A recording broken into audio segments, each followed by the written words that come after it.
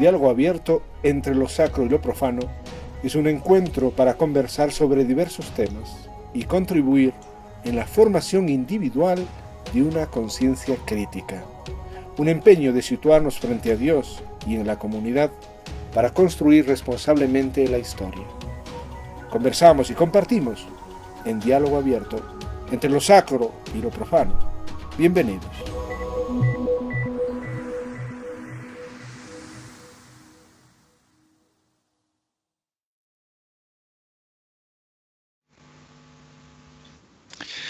Meditación y contacto es nuestro tema.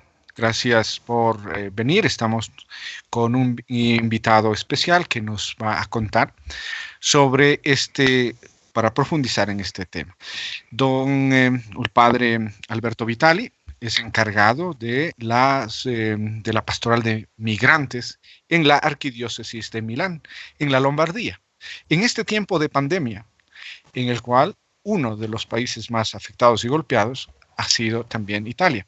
Nosotros en el Ecuador también sufrimos por este mal y por eso le hemos dedicado estos 4 primeros programas para topar algunos tópicos al respecto. Este tema es meditación y contacto. Gracias, don Alberto, por acompañarnos.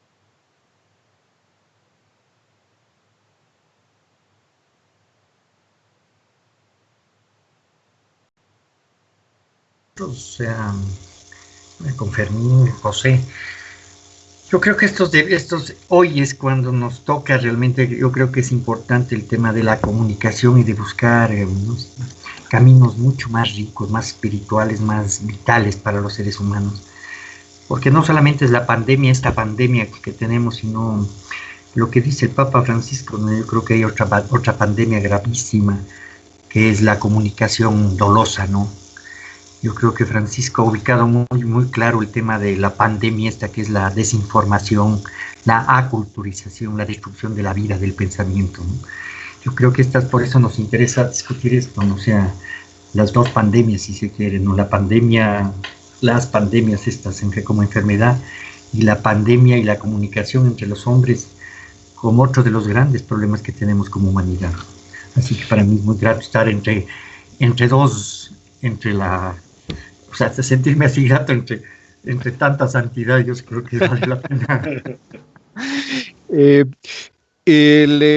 La meditación, el detenerse un momento, el pensar sobre la situación en la que se vive. Escribía en 1977 en el libro Creo en el hombre y creo en la comunidad, Monseñor Proaño, el siguiente texto que quisiera compartirlo, precisamente para enfocar el tema. O sea, ante un problema, ante la situación real, es la meditación aquello que me lleva a buscar una respuesta. Supe, dice el obispo, como todos los hombres, lo que es padecer de necesidad y de hambre, pero aprendí también a soportar privaciones sin quejas ni envidias. Aprendí lo que es la semilla fraternidad entre pobres, poner en práctica una generosa y delicada mutua entre vecinos. Mi mamá le envía a dejarle estos poroticos tiernos para que se sirvan, explicaba cualquier chiquillo o chiquilla del vecindario, portador del don y del mensaje. El don podía ser variado, maíz, frijoles, alberja, papas. El mensaje era siempre el mismo. Y luego había correspondencia de regalo y de mensaje. La pobreza es también un don. Bienaventurados los pobres. Es un don siempre que se llegue a tener conciencia de que somos pobres. Siempre que lleguemos los hombres a ser conscientes de nuestra congénita indigencia. El pensar, la meditación, ¿cómo se le entiende en este tiempo, Padre Alberto? ¿Y cómo lo entienden allá en Milán las comunidades ecuatorianas o latinas? Esto es el problema, en el sentido que hay que, antes que nada, enfocar un aspecto que si la pandemia, digamos entre comillas, es democrática, porque realmente no ha tocado simplemente un nivel de la población, sino que ricos, pobres, gente de edad y condiciones sociales diferentes, migrantes o italianos, el virus no mira en la cara a nadie. En este sentido, se puede decir que no tiene prejuicio, es democrático, pero una vez más, esto ha puesto en claro que lo que somos discriminadores somos nosotros, porque dentro el problema de la pandemia, por cuanto hay que reconocerlo, en Europa, en Italia, tenemos un sistema sanitario por lo cual a todo el mundo están garantizados los mismos derechos, es decir, que una persona puede ser indocumentada, pero que en el momento que se presenta en el hospital va a ser seguida y curada exactamente como fuera el presidente de la República. Desde el aspecto sanitario no tenemos diferencia, pero el problema ahora va a ser social y económico, porque evidentemente se creará, y ya se está creando, un problema serio de desempleo, un problema serio de crisis económica, y en general los migrantes son los que pagarán de una manera peor esta situación. Y entre los migrantes, los que están indocumentados, los que trabajan en el trabajo informal. Estamos viendo cosas realmente tristes. Personas que han trabajado incluso por años en las casas de la persona que ahora lo dejan en la calle por miedo a la contaminación. O al contrario, gente que se supone buena, que hospeda en su propia casa el trabajador, pero lo hospeda las 24 horas, siguiendo pagándole las 5 horas. Es decir, que la otra parte del día prácticamente la está trabajando gratis. En todo esto, ¿cuál es el gran problema que veo yo? Una falta de conciencia a nivel de los derechos.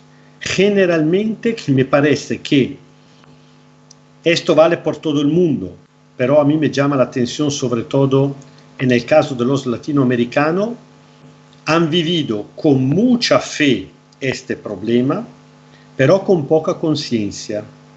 Y como pastor me preocupa, porque cuando la fe no ayuda a tomar conciencia de una situación, entonces significa que se ha quedado a un nivel infantil. La fe obliga a tomar posición. Es decir que, claro, yo entiendo a la gente, porque cuando uno tiene hambre, cuando uno ha perdido la poca seguridad que tenía, entonces el primer problema, la primera ocupación y preocupación no es ponerse a hacer filosofía, sobre todo gente que nunca lo ha hecho a lo largo de la vida. El problema primero es el trabajo, es la casa, una cosa que realmente me indigna, porque yo paso la vida discutiendo y peleando con los italianos, la parte de los italianos que es racista. Pero dentro de la misma comunidad latinoamericana encontramos la misma dinámica. Cuando hay gente que viene a la parroquia llorando porque quieren tirarla a la calle, porque no pueden pagarse el postoletto, como lo llamamos aquí. Es decir, que una persona que tiene un cuarto, un latino que tiene un cuarto, alquila dentro este cuarto una cama a 2, 3, 4 personas por 500 euros al mes. Y si esta persona en este momento no puede pagar porque no tiene el trabajo a causa de la pandemia, le dicen, si no pagas tienes que salir porque yo voy a alquilar la cama a otra persona. Y yo digo, pero ¿cómo es posible que entre gente que ha sufrido la misma migración, vamos reproduciendo la misma dinámica de explotación y no creo al final que es una justificación diciendo que también nosotros somos pobres, que entonces nos hace falta alquilar. Todo esto me parece que denuncia esta falta de conciencia que precisamente en este texto que yo también he leído, Creo en el hombre y la comunidad, Monseñor Proaño al mismo tiempo indicaba y denunciaba. Ser pobre puede ser una bendición, pero también una maldición. Si uno es pobre sin tener conciencia, es la peor de las maldiciones, porque terminará para reproducir la misma dinámica de la clase opresora. Y como pastor esto realmente me duele muchísimo. Así que estamos ahí. Todavía no hemos entrado totalmente en la fase 2. Es decir, que nosotros acá en Milán llevamos 2 meses de quedarnos totalmente cerrados en la casa. Milán es el corazón de la pandemia en Italia, que la zona de la Lombardía ha sido la más afectada. La mitad de la gente contaminada y de los muertos está en Lombardía. Llegamos al punto que tuvieron llamar los camiones del ejército para transportar los ataúdes de los muertos. Tanta gente teníamos muerta y no lograba la pompa fúnebre. Así que nosotros pasamos 2 meses cerrados en la casa y solamente en conexión, incluso a nivel de los fieles de la parroquia, por internet y toda esta cosa. Ahora volveremos poco a poco a encontrarnos y precisamente un tema que quiero poner a la atención de la gente es si y cómo hemos crecido en conciencia en estos 2 meses. Tengo que confesarle que tengo mucho miedo de la respuesta. Manuelito. Yo creo que el tema es complejo, ¿no? Lo que decía el padre Alberto, yo creo que es vital, ¿no? Cómo generar realmente, bueno, para el caso nuestro, lo que decíamos, la meditación, ¿no? Pensar en lo que somos, retrotraernos, sentarnos. Pero eso puede hacer, desgraciadamente, muy poca gente, ¿no? El tema de la fe es un tema grave, ¿no? Pero no solamente el tema de la fe cristiana, el tema de la fe en general, de la confianza en los seres humanos, en el cambio. Nosotros tenemos un problema gravísimo aquí. Yo cierto que yo creo que, claro, la lucha de Proaño no era, o la de estos teólogos de América Latina, o inclusive de otra gente, ¿no? La iglesia de Teoponte, Camilo Torres, era realmente pensar y comprometerse con la gente, con la vida, para luchar contra no solamente la pobreza material, sino la espiritual, la que es la que tú dices, el que más hace daño, ¿no?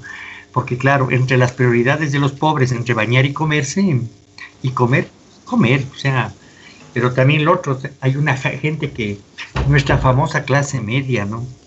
Que hace 10, 20 años nunca pasaron las angustias, porque además la clase obrera, los sectores populares lucharon en América Latina, en gobiernos progresistas lograron mejorar, se logró la lucha de la izquierda, el acceso a las universidades, y son los primeros enemigos de las luchas sociales y de los pobres, ¿no? Yo me acuerdo cuando Correa lanzó el tema del derecho al seguro social de las empleadas domésticas. ¡Qué crimen! Casi se acababa el mundo. Empleadas domésticas que todo el mundo recién se dieron cuenta que eran mujeres, que eran pobres y que eran ecuatorianas. Pero claro, se iba a acabar el mundo por el tema. Claro, mujeres que siempre fueron despojadas, inclusive hasta de sus derechos, porque además eran violadas, ¿no? Utilizadas como les daba la gana. Entonces yo creo que, claro, ¿cómo cambiar esto? ¿Cómo generar conciencia? Claro, y desde la fe, ¿qué pasa? O sea, porque también lo que yo creo que hay que ver es, o sea, yo creo que desde el 70, 80 se fue acabando todas estas respuestas alternativas de la Iglesia Católica, ¿no? Y tenemos una iglesia institución que es la piedra, ¿no? Es el monumento, es la catedral, ¿no? Pero que ya no tiene contenidos, ¿no? Mataron los contenidos y quieren enterrar lo poco que dejaron lo poco mucho que dejaron lo que tú decías, los profetas, ¿no? Proaño, Helder Cámara, toda esta gente, ¿no? O sea, y no tenemos rato unas respuestas de estas de fe, ¿no? De compromiso cristiano frente a la sociedad, frente a las pandemias, frente al racismo, al machismo, a la brutalidad social. Entonces, en todo caso, tenemos grupos de ultraderecha planteando el provida, cosas así, que es al margen de la vida y de los derechos y la dignidad, inclusive de las propias mujeres.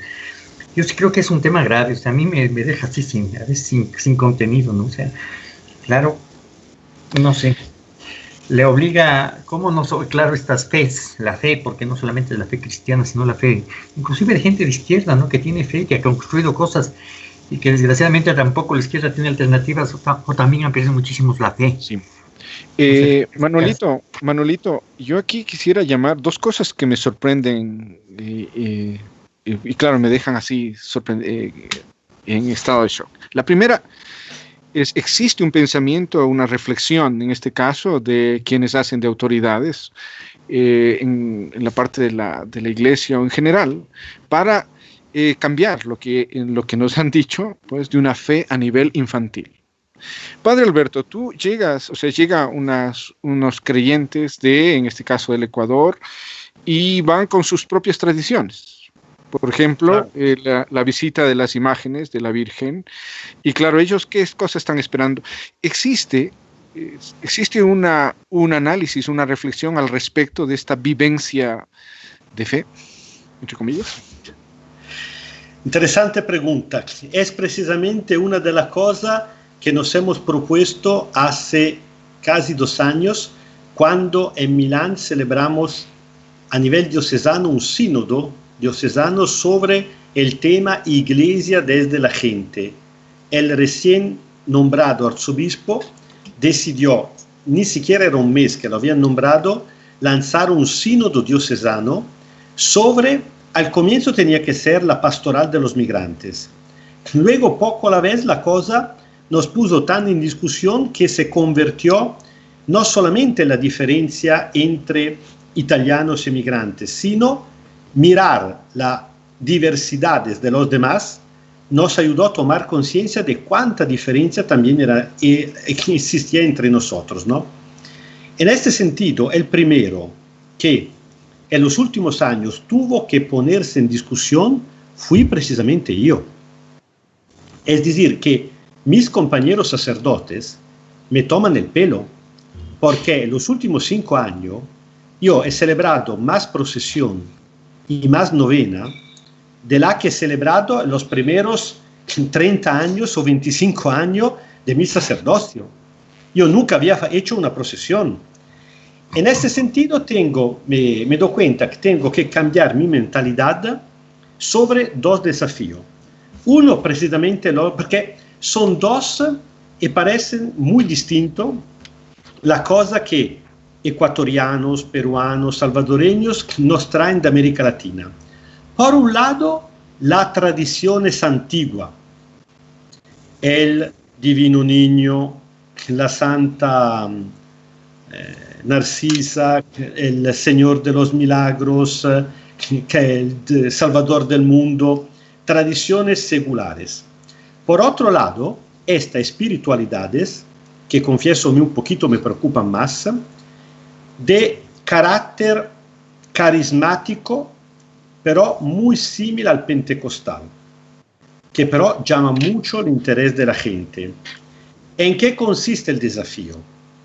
Yo creo que una cosa que aprendimos en carne propia los italianos es no volver a repetir el error que hicimos en los años 60 con nuestra migración interna.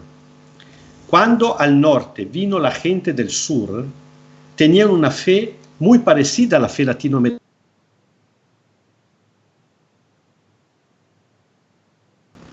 Nosotros no logramos a valorizarla. Nosotros pecamos un poco de soberbia. Devociones, procesiones, novena, nos parecen cosas un poco superadas.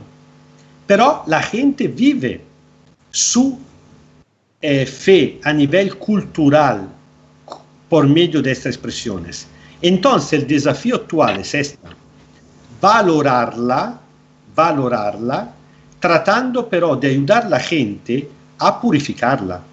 En el sentido que yo siempre le digo, bueno, tomamos en serio vuestras propias devociones, pero tratando de remontar a lo que estaba al origen. Por ejemplo, el Señor de los Milagros, que sería peruana, pero cosa interesante, dentro de la hermandad tenemos ya muchos ecuatorianos que están entrando. Digo, bueno, al comienzo, ¿qué era esta hermandad? Era una forma de mutua ayuda entre ex esclavos. Es decir, que era la gente más pobre, que no tenía derecho, acababan de librarse de la esclavitud, que se juntaron en nombre de su fe, de su cultura, para ayudar a un paseo de 8 horas entre Santo Stefano, mi parroquia, y el Duomo. No estoy exagerando, 300 metros de ida, 300 metros de regreso y 1 hora de misa, 8 horas de procesión, entonces no tiene sentido. Es decir, que yo creo que son expresiones que incluso tienen un valor profético por los italianos, Mi papá vino casi lloraba, porque me dice, yo esta cosa me recuerdan cuando era niño yo, y ni siquiera con toda esta fe. Son un señal importante. Imagínense en el centro de Milán, que es la capital económica de Italia, un país secularizado. Pasar con 8.000 peruanos, latinoamericanos, este año llegamos a 13.000 afuera de Milán. Pero tiene sentido si nos ayuda a tomar conciencia para una transformación del mundo en la lógica del Evangelio. Los pobres son dichosos, pero no porque se quedan pobres, porque tomen conciencia por medio del Evangelio que tienen que luchar para transformar la realidad en la cual viven según la lógica, la voluntad de Dios. Si no se queda realmente una forma de alienación, no puede ser. Bueno, este fue los 2 desafíos que nos comentas que tienen. Padre Alberto, pero esto lo que tú estás, lo que ustedes están intentando hacer allá, no se hace acá. O sea, aquí más bien lo que se ha puesto es un poco más por decir así, se ha impulsado más que se haga la parte material, pero no se ha ido a la raíz de la cosa. Aquí estamos hablando en el Ecuador, por ejemplo, de qué cosas podemos hacer. Pues para la pandemia, sacamos la imagen de Nuestra Señora del Quinche, la llevamos en el helicóptero por todo el Ecuador, ¿no? Y de ahí damos una bendición particular, todo el mundo está pendiente, pero sobre la reflexión es algo que nos hace falta. Y parecería que si tienes el poder para hacerlo y no lo haces, existe por detrás un interés que está desconocido, o es patente, pero no nos atrevemos a decirlo. ¿Qué dices tú, Manuelito? Porque tú eres más experto en fijarte en estas agudezas. Pero verás, yo creo que también, bueno, no sé, nosotros desgraciadamente en el país, yo creo que en América Latina, bueno, yo hablo más de mi país, ¿no? Bueno, por la cantidad inclusive de conflictos sociales y por quienes están en el poder. Yo creo que en Europa de todas maneras hay procesos mucho más democráticos y hay muchísima gente que piensa y medita y trata de buscar realmente respuestas de otro tipo. En América Latina, frente a la represión y a la brutalidad de nuestros gobernantes, nos hemos quedado solamente en lo epidérmico, ¿no?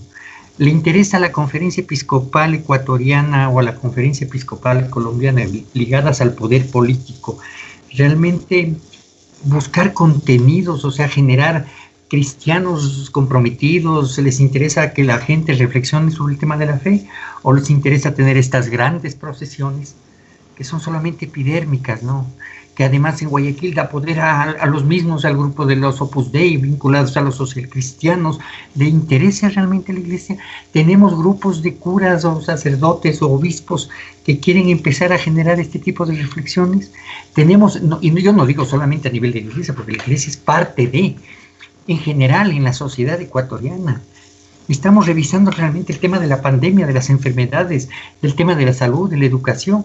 En Europa hay debates sobre este tipo de temas. En el Ecuador, en América Latina hay debates de esto. Yo creo que algunos países escapan al tema. Por ejemplo, yo creo que en Argentina hay gente intelectual que ayuda en el tema del debate, en el tema de México, pero en general en el Ecuador, en Colombia ni se diga, porque en Colombia el que piensa lo matan, ¿no? O sea, ahí sí no tiene ni siquiera posibilidades de pensamiento, de nada, ¿no? Al que piensa diferente lo matan. Pero en general en América Latina no creo, no sé, algo creo que en el Perú hay realmente en estos temas, ¿no? Sube por la presencia de Gustavo Gutiérrez, alguna gente. Pero solamente el tema de la iglesia creo que es un tema general, ¿no? Aquí no hemos generado pensamiento. ¿Cómo hacer de la religiosidad popular que empieza a ser realmente un problema serio de fe? Es decir, que tenga una visión profética, que estos cristianos se comprometan a generar. Porque claro, aquí la gente va en tropel a bendecir los carros, ¿no? La Virgen del Quinche van y bendicen el taxi, el carro, ¿no? O sea, pero ¿cuánta gente de está pensando? Creo que en la Virgen del Quinche se moviliza, no sé, 500,000 de ecuatorianos para las romerías a la Virgen esta en Loja, es brutal. Pero realmente la gente está atrás de, y hay algún cura, alguna iglesia, algún sector de iglesia que esté promoviendo realmente estas discusiones, que esté orientando a los cristianos para buscar estos nexos realmente de fe, de compromiso, para recuperar el pensamiento primigenio del cristiano, que es eso, la solidaridad, el amor. Claro que no es este manejo doloso de la caridad, ¿no? Sino la caridad implica el darse, no el entregarse, no es la regalar migajas. Entonces hay algo de eso. Entonces yo creo que es un problema gravísimo que tenemos en el Ecuador, por decir de lo que nosotros conocemos, de lo que somos parte. Porque en Europa, sí, por ejemplo, aquí con el Fermín, ¿cuántos curas empezamos a tener una relación con obispos? ¿Con cuántos obispos podemos conversar este tipo de temas? En Italia, grato tener la presencia del Alberto, del padre Vitali. O sea, pero ¿cómo generar esta cosa? ¿Cómo empezar a despertarnos? Lo que yo me acuerdo que se había con Proaño, ¿no? Yo me acuerdo del famoso grupo Reflexión. Eran 60 curas, 50 curas, que ayudaron inclusive a construir el movimiento indígena ecuatoriano, el Eco Runari Richarismo. Había un Proaño que discutía con todo el mundo, y a su casa no eran solo católicos o apostólicos y romanos, eran comunistas, gente de izquierda, gente progresista, democrática. Era una casa, era el templo. Santa Cruz, me acuerdo del templo, podía discutir. El cura fue mi asesor, nosotros íbamos una vez a hacer el seminario, porque yo era de la FEC, de la Acción Católica. Él a la larga era nuestro asesor nacional, porque bueno, el Mario Mullo era el asesor, pero el cura, el Proaño, nos daba las conferencias y toda la cosa. Pero claro, era el referente. Con él se discutían las cosas. La vinculación, cómo superar la pobreza, yo me acuerdo Proaño, y las ovejas, y los árboles, y millones de pendejadas. O sea, la vida era eso, ¿no? Era otra cosa. No era solamente lo exterior, sino la comida, la vida, lo cotidiano, ¿no? Manuelito, yo quiero aquí compartir una de las cosas que a mí me golpeó mucho, porque estuve también en Italia, y una de las cosas que me agradó tanto es esto de la palabra de Dios. O sea, un sello que parece ser que el cardenal Carlo María Martini dejó como un legado principal.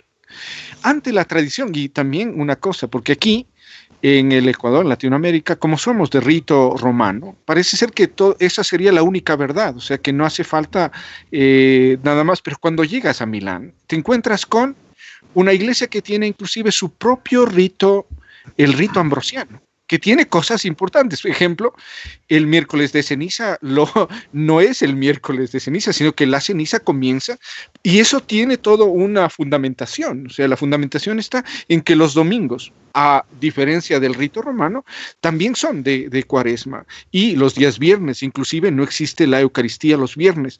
Bueno, y cada una de estas cosas, porque, claro, fijarse, para algunas personas absolutamente simplistas, yo me parece, porque no tienen aquí y también allá, o sea que no han valorado lo que significa el tener este rito, el rito ambrosiano, que es una maravilla. O sea, y claro, aquí tuvimos también un obispo que no era precisamente de rito ambrosiano, pero estaba cercano allá.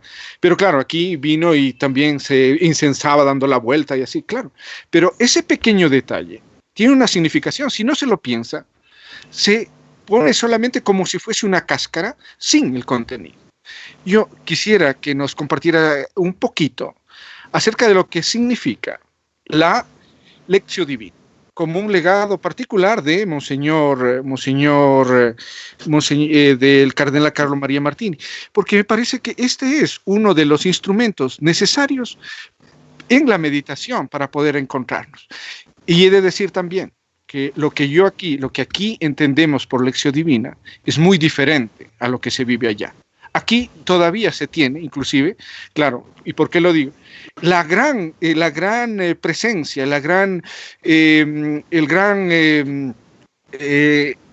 presencia del Espíritu Santo. O sea, para que sea la propia gente la que comience a tener palabra en aquello que ha leído, en aquello que ha entendido. Acá se condiciona. O sea, dice, yo te voy a indicar lo que debes pensar. No sé, padre Alberto, si podías compartir con nosotros, en esto de la meditación, una de las cosas que me parece a mí característico de la Iglesia ambrosiana, que es cercanía a la palabra de Dios y concretamente en la Lectio Divina. Realmente era lo que estaba pensando cuando hablaba ahora nuestro compañero.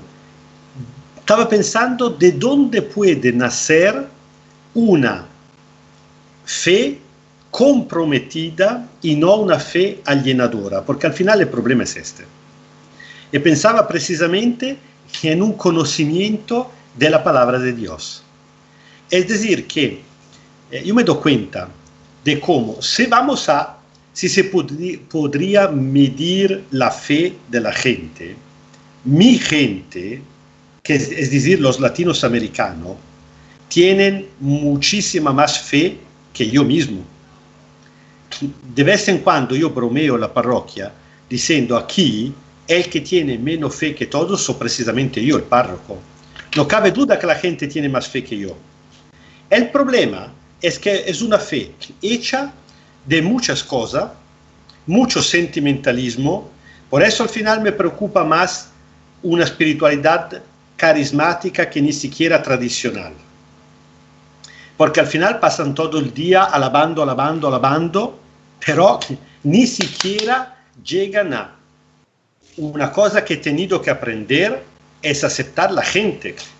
El grupo juvenil, y que ahora está funcionando muy bien, nació en el momento en el cual yo renuncié a formarlo como yo lo tenía en la cabeza, aceptándolos ellos así como eran, y luego a poco siendo un camino. Pero lo que todo el mundo sabe, que la cosa sobre la cual sigo llamando la atención es precisamente la palabra de Dios. Yo siempre digo que hay poca parroquia, incluso la diócesis de Milán, como esta, donde todos los sábados tenemos un momento de lección divina de por lo menos 1 hora. Una vez al mes el estudio bíblico. La catequesis, tanto de los jóvenes como de los adultos, siempre es catequesis bíblica. ¿Por qué? Porque al final, el método que nos enseñó el cardenal Martini, nosotros tuvimos la dicha de tener por 22 años un biblista, un gran biblista, jesuita como Martini.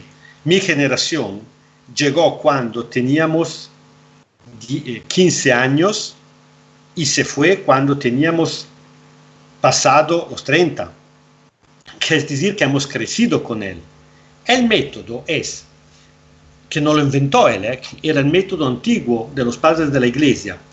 Lectura del texto, meditación, oración y contemplación. Lectura no significa leer una frasita y cuento la primera cosa que me sale por la cabeza. Significa la fatiga del estudio del texto, lograr entender lo que realmente está escrito en el texto. Y cada vez que a lo largo de mi ministerio, este año llevo 32 años de ser sacerdote y he tenido 4 parroquias. Cada vez que empezamos a hacer la lección divina o el estudio bíblico o la catequesis, siempre la gente ha reaccionado extrañándose por lo que está escrito. Recuerdo una vez un muchacho que de impulso respondió: a fuerza que lo han crucificado, era realmente revolucionario. Extrañado porque lo que leía en el Evangelio le parecía totalmente el contrario de lo que habían escuchado en el catecismo. Así que el problema serio es lograr educar la fe de la gente que tenga una base en la palabra de Dios. Cuando hay esta base, esto nos permite de concientizar. Ni siquiera nos hace falta hacer teoría política o ideología. Jesús en este sentido es realmente un revolucionario. Usted ha estado acá en Italia. Recordará tal vez este cantautor Fabrizio De André, que no se decía creyente. Era el cantautor de la revolución. Dedicó una entera colección de canciones suya a Jesús. Él decía que Jesús fue el más grande revolucionario que había conocido, porque fue revolucionario en la mentalidad, no en un sentido de arma, con lo cual los explotados de un momento se convierten en explotadores como logran ganar la revolución. Tenemos ejemplo también en América Latina de gente que cuando ha ganado ha cambiado totalmente. Jesús es realmente revolucionario porque te obliga a cambiar la mentalidad. Y eso, pero, pasa por comer todos los días la palabra de Dios. Si tuviera que decir en una palabrita para terminar qué es la lección divina, diría es comer la palabra de Dios. Yo me doy cuenta que la gente, que cuidado es la más sencilla, que a mí me extraña ahora, como persona latinoamericana que trabaja en la limpieza, pero que desde hace 5 años, todos los sábados vienen, no pierden un encuentro, salen haciendo comentarios y diciendo cosas sobre la palabra de Dios, que le digo la verdad, el cura medio de la diócesis de Milán no logra decir, no sabe decir. Es decir, que no es asunto de nivel social, es de cuánto uno se deja educar en la palabra de Dios. Pero condición necesaria es precisamente lo que estaba diciendo usted. Hay que respetar la libertad de la gente. Palabra de Dios no significa que yo, en cuanto párroco, digo a la gente lo que tiene que pensar. Es una cosa que me ha extrañado desde el comienzo, que con los latinos tengo este problema. Muchas veces me han dicho, padre, usted se equivoca con nosotros porque, como quiere ser demasiado democrático, no logra entender que desde pequeño nosotros nos enseñaron a obedecer. Así que muchas divisiones y discusiones que están dentro de la parroquia es precisamente por culpa suya, me dicen a mí, porque no tiene el mando. Yo digo, sí, pero si yo, para tener tranquilidad de la parroquia, tengo que seguir deseducándole en esta manera, traicionaría mi misión.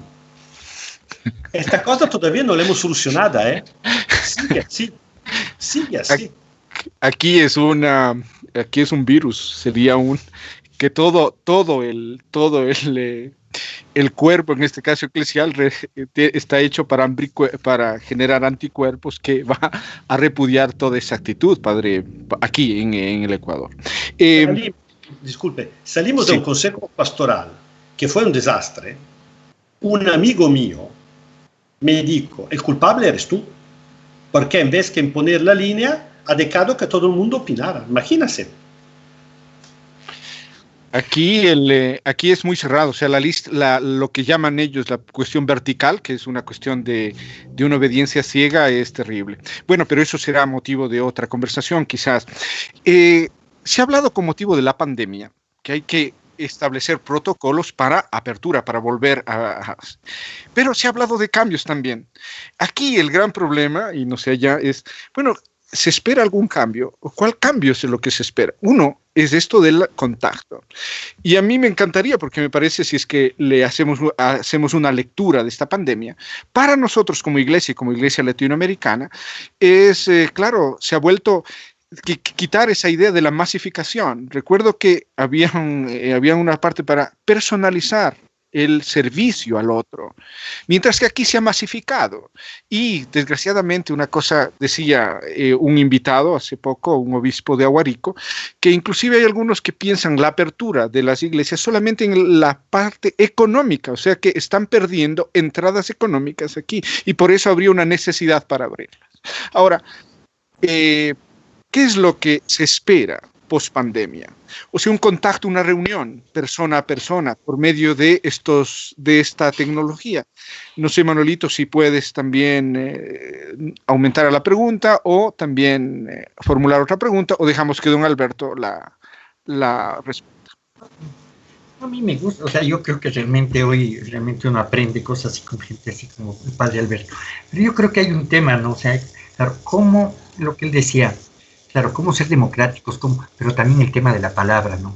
Porque aquí la palabra también ha servido y el evangelio para justificar todo, ¿no? Las sectas, las cosas, yo veo las cosas, cualquier tipo dice cualquier bestialidad, cualquier cosa, ¿no? O sea, claro, como nosotros estamos intentando crear algún tipo de comunidad nacional de cristianos, ¿no?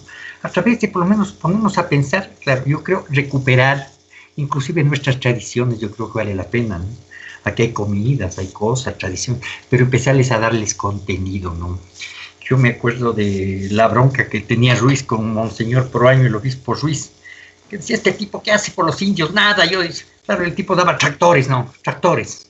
El otro daba borreguitos, hacía comunidades, claro, hacía cosas, pero que en términos humanos son trascendentes, ¿no? Porque uno forma humanos, seres humanos, el otro está formando tractoristas, más producción, más papas, ¿no? O sea, una lógica diferente, que la iglesia se ha quedado en eso, ¿no? Pero nosotros también, como que a veces negamos todo para pretender. Yo sí creo que hay que empezar para meditar, para pensar, entender, claro, recuperar lo que somos, no sé, nuestras costumbres, nuestras chichas, nuestras cosas, pero también empezar a buscar estas palabras que, o sea, ¿qué implica, por ejemplo, en pandemia ser justo, ser equitativo, ser cristiano? ¿Cómo luchar por la justicia? ¿Cómo además lo que siempre hemos planteado? Lo que decía la teología, lo profético, ¿no? O sea, anunciar la buena nueva, o sea, anunciar no el cielo, sino con estos cristianos ir construyendo otros espacios, ¿no? Lo que dice el padre Alberto, espacios democráticos, ¿no? Comunidades donde la gente con todas las diferencias pueda acercarse y vamos construyendo codo a codo cosas, sabiendo que hay diferencias, ¿no? Pero hay armonía también dentro de estas diferencias y cosas, no sé, o sea, yo que realmente me deja más turulato de lo que estaba yo, claro, porque el tema es construir cosas, hacer cosas, ¿no? Ir pensando, yo me acuerdo en mi época se podía hacer alfabetización, hacer cosas, hacíamos estas procesiones en Semana Santa con nosotros, eran procesiones revolucionarias, hicimos una en el sur de Quito, ¿no? En Semana Santa, o sea, o nos negábamos a todo también lo otro, ¿no? Otra gente que empieza a ver la espiritualidad en las montañas, en las no sé qué, otros que niegan la religiosidad popular. Yo creo que, además tergiversándole al propio Leonardo Boff en el tema de la teología y de la ecología, ¿no? Yo creo que la ecología, el ser humano, sin pretender poner al ser humano como el centro del mundo, pero sí como parte de esta armonía que debe existir entre los hombres y la naturaleza. No sé, o sea, yo realmente cada vez, por eso a veces pensar es jodido, ¿no? Porque el pensar te implica asumir responsabilidades y después de esto, ¿qué? O sea, que es un poco eso, ¿para qué piensas, no?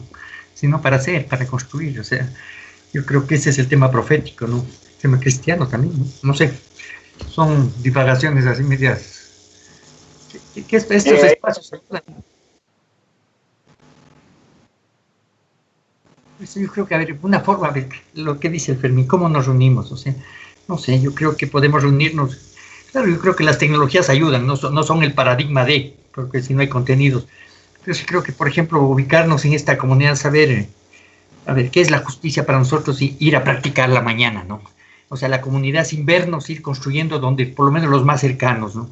Ir viendo dónde, porque el templo son otras cosas, el templo es el ser humano, el templo es la vida, la naturaleza. Entonces yo creo eso, o sea, cómo comunicarnos, cómo meditar, cómo repasar lo que estamos haciendo, cómo saber que lo que estamos haciendo es justo, pero yo creo que más que ponerse solo es construir, hacer cosas, ¿no?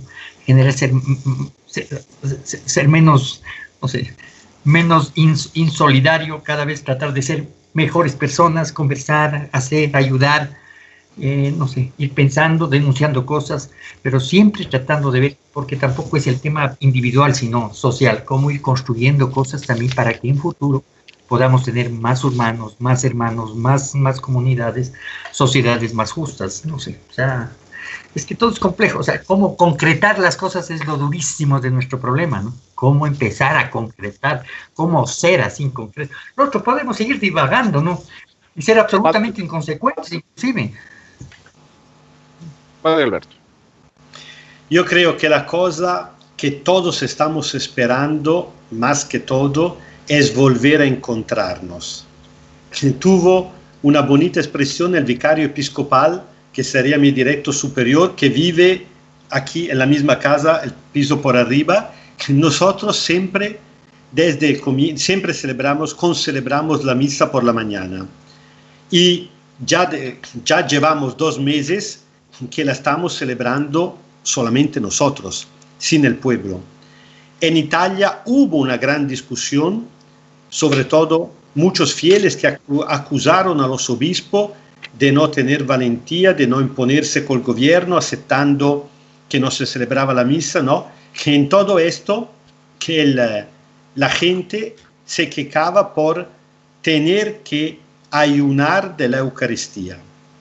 El vicario mío dijo, sí, la gente desde hace 2 meses está ayunando de la Eucaristía, nosotros los sacerdotes estamos ayunando del pueblo. que realmente es una cosa que nos cuesta. Nunca hubiera pensado yo, por ejemplo, de celebrar a solas la vigilia pascual. La gran vigilia pascual en el rito ambrosiano, totalmente solo, en streaming. Claro, sabía que atrás de mi celular estaba toda mi gente. Estaban, no sé, casi 2.000 personas. Pero ahí personalmente era solo. Por primera vez tuve que cantar y responderme el anuncio de la resurrección. Así que lo que todo el mundo quiere es volver a encontrarse.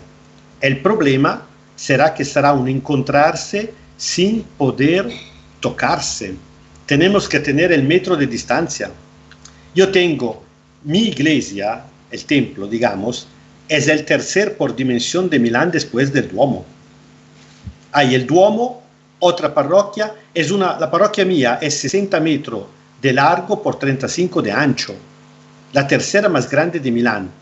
Según la regla de seguridad sanitaria, puedo celebrar cada domingo con 104 personas, cuando generalmente vienen no menos que 500 personas. Es decir, que a cada domingo tendré que organizar turno porque 400 personas no podrán venir. Y los que vienen, por ejemplo, no podrán darse el signo de la paz. Imagínense que dura 10 minutos. Los latinos todos se abrazan con todo. Será un problema serio esto. Al mismo tiempo, pero, estos medios de comunicación, yo creo que han cambiado algo y tendremos que integrar las cosas. Por ejemplo, hay gente, muchachos, que por años han vivido en Milán, como tú, Fermín, y luego ha regresado. Hay joven que la cosa que le daba más pena en regresar era perder la catequesis o la lección divina.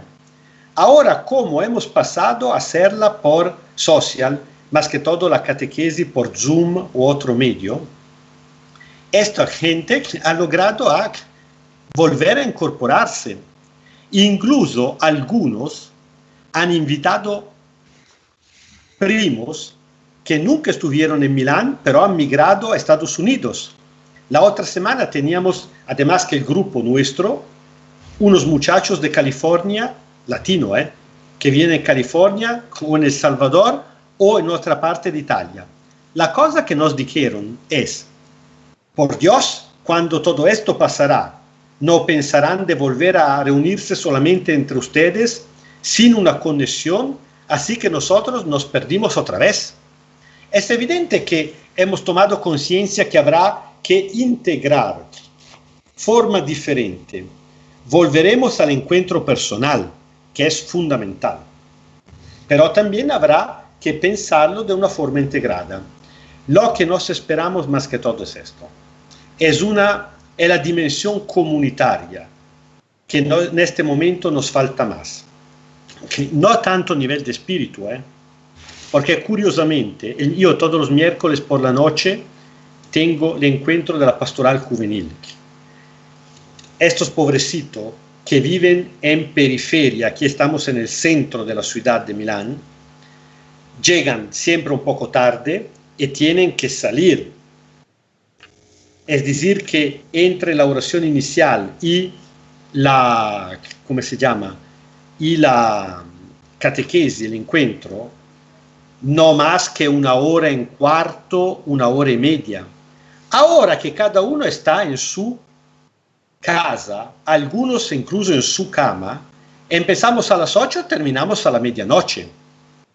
Falta el contacto humano, pero a nivel de pensamiento, de reflexión, de oportunidad de profundizar, pero un encuentro de hora vale 4 de lo que teníamos antes. Así que hay todo este pro y en contra que habrá que armonizarlo, porque yo no teorizo seguir esta forma al infinito, que es un sufrimiento, ver a la gente, una persona que te está hablando llorando. Yo generalmente, esa es una cosa que he probado en mi piel, en carne propia. Yo soy uno muy comunicativo. Prefiero, sobre todo en el momento del dolor de la gente, no decir ninguna palabra, porque muchas veces salen tontería. Mejor darle un abrazo, mejor la mano. En este momento, desgraciadamente, no, porque tengo la pantalla. Entonces estoy obligado a hablar. Esta es la cosa que he sufrido más. Tener que hablar cuando había teorizado que en algún momento se comunica con otra forma. Así que espero regresar pronto a poder abrazar, darse la mano y encontrarse físicamente. Pero con esta tensión de integrar cosas diferentes porque algo hemos aprendido. Al final, nuestro arzobispo nos escribió una carta el año pasado. La situación es ocasión, el título. Significa en cualquier situación, por cuanto negativa, puede convertirla en un kairos, en una ocasión. La pandemia, si pudiera regresar, claro que no la quisiera. Pero algo de positivo, a pesar del gran sufrimiento y de los tantos muertos que hemos tenido en la comunidad, si logramos aprenderlo, algo positivo lo dejará.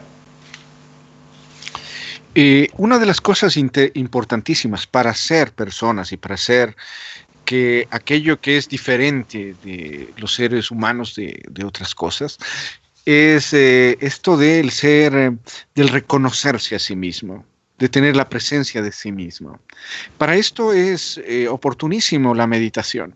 Ahora, si es que no le damos oportunidad a las personas, a los individuos, a todos los sujetos, a que tengan ese encuentro, claro, podemos lamentarnos de muchísimas otras cosas, pero en este caso, creo que debemos, gracias a este encuentro, porque creo que cada encuentro debería llevarnos a una profundización y a un pensamiento para estar junto al otro.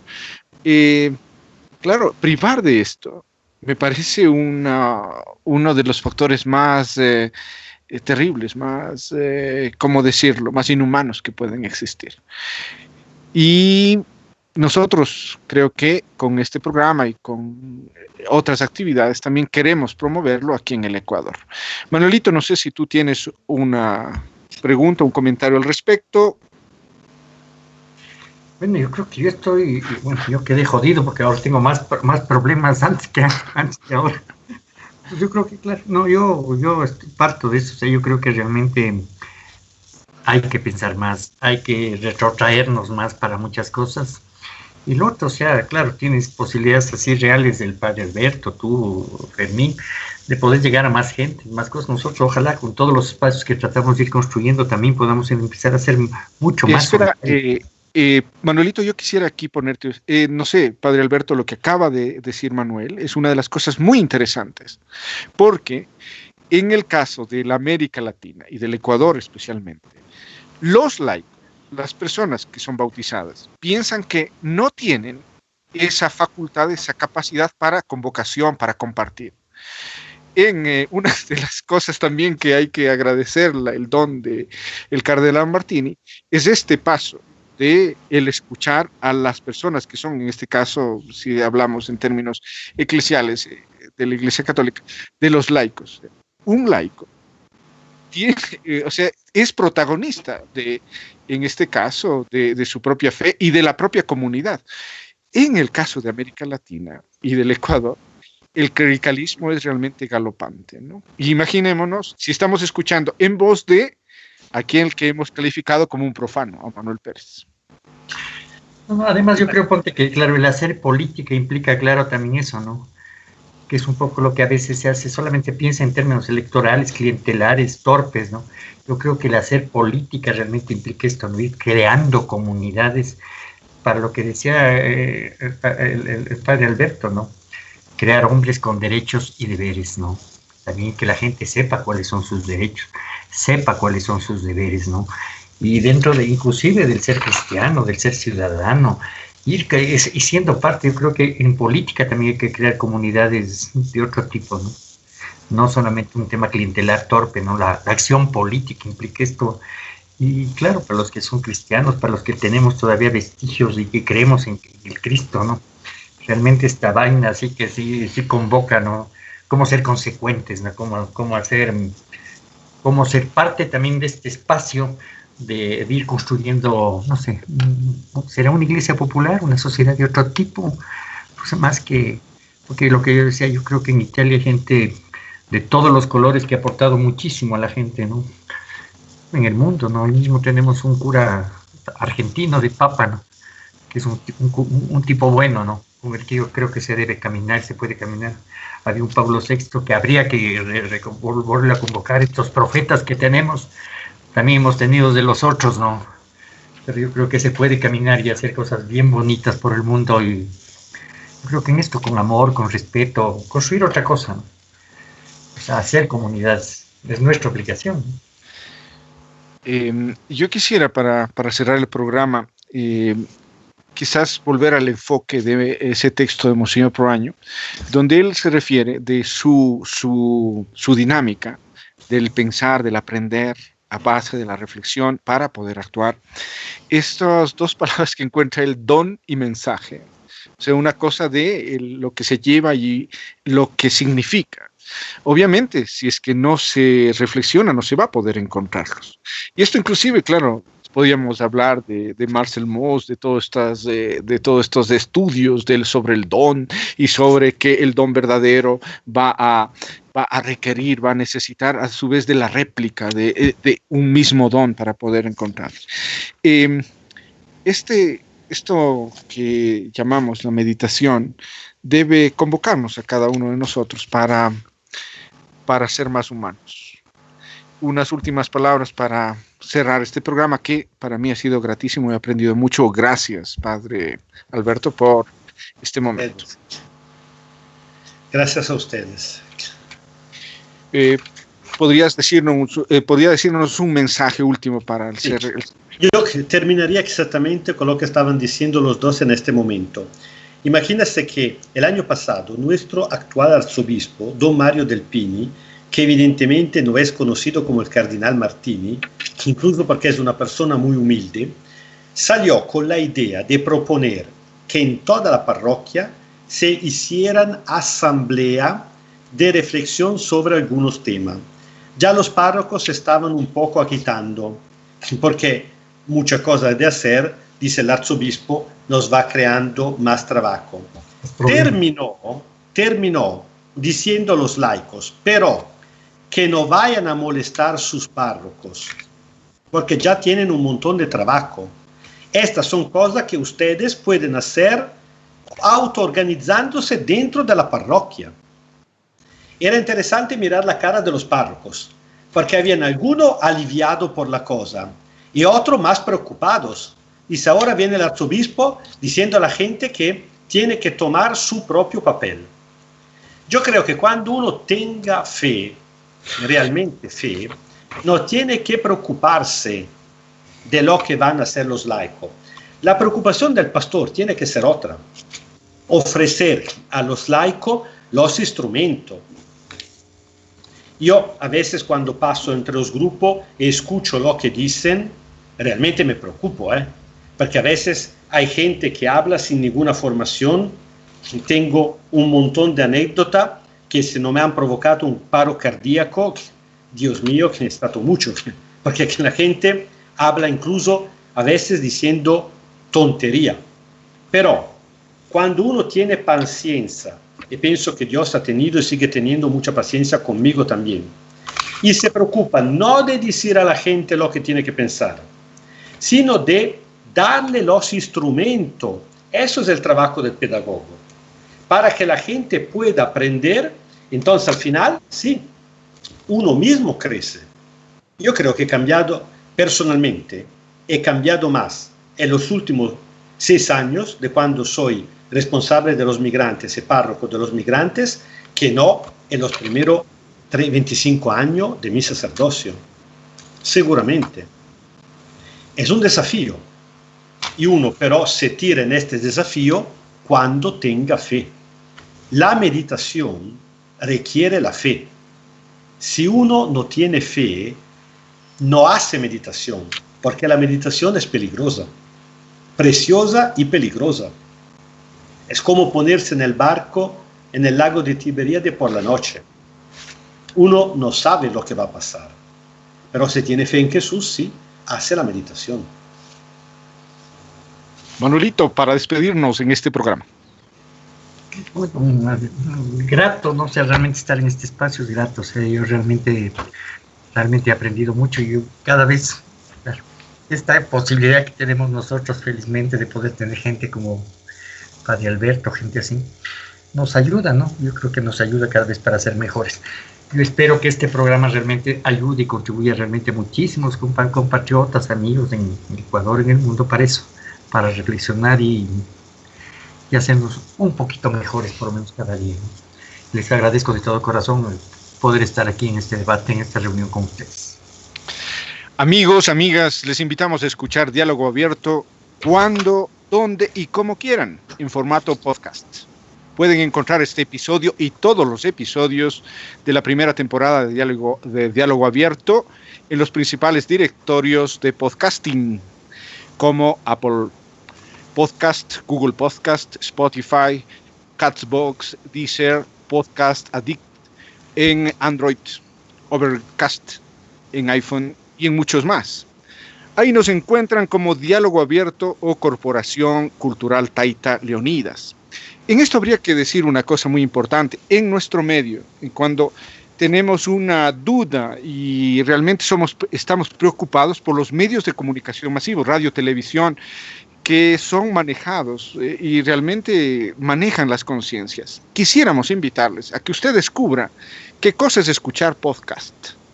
Es la forma más productiva de consumir contenidos, que nos gusta que lo hacemos mientras viajamos, hacemos ejercicios, cocinamos, cortamos el césped o hacemos las tareas del hogar. Siempre podemos pausar el episodio, inclusive, atrasarlo, adelantarlo, tomar notas y retornarlo cuando queramos. Eso es el podcast.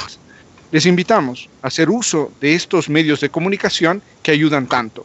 Gracias a Hoja de Ruta Radio, a su director, Cecita Armando Bermeo, a nuestro querido compañero de diálogo, Manuel Pérez Rendón, por este espacio, por la acogida en el medio. Nuestro programa se difunde a través de hojaderuta.org, en las páginas de Facebook, tanto de Hoja de Ruta Radio como de la Corporación Cultural Taita Leonidas, y es por el canal de YouTube de Hoja de Ruta también.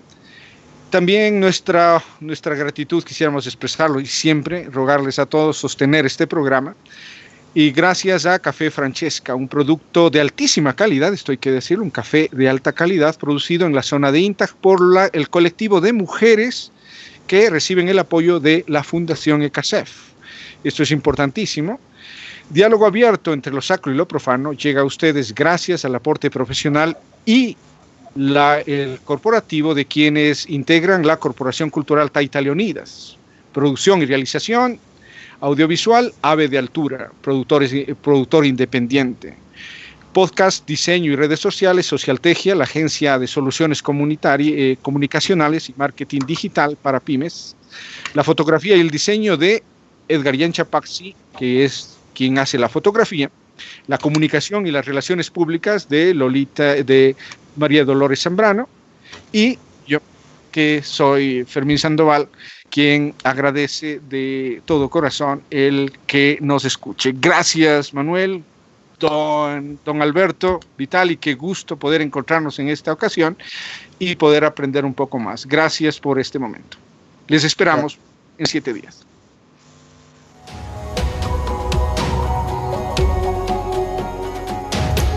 Quienes hacemos Diálogo Abierto entre lo sacro y lo profano, agradecemos su atención. Esperamos sus comentarios y sus sugerencias, en este afán de construir responsablemente la historia. Hasta pronto.